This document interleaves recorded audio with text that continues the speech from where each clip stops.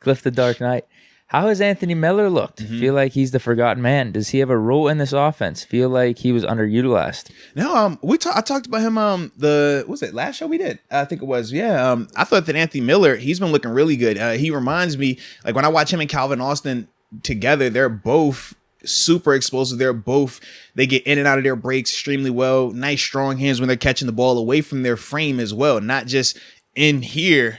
They're catching it out here, hands. I definitely like that a lot. I think the biggest difference between him and Calvin is just the speed element. Calvin is just a faster version. That's all. But I think that Anthony's been definitely looking good. I think for him, it's going to take him doing these things in games because he's another one of those guys that he has a certain level in which he practices. It looks the same. It's consistent. You know, he's getting it out. He's not dropping balls. He's getting open and things like that. But you want to see certain players in the preseason. You want to see certain guys where it's a game situation, not necessarily a practice situation. Not all players are weighted the same in terms of how you evaluate them, just based on where they are in their careers. So how I look at Calvin Austin and George Pickens during this time, I look at them and I take that information with a lot more weight in contrast to an Anthony Miller or in contrast to a Devin Bush or even a Mitch Trubisky to an extent, because it's like, when you've been in this league for a long enough or for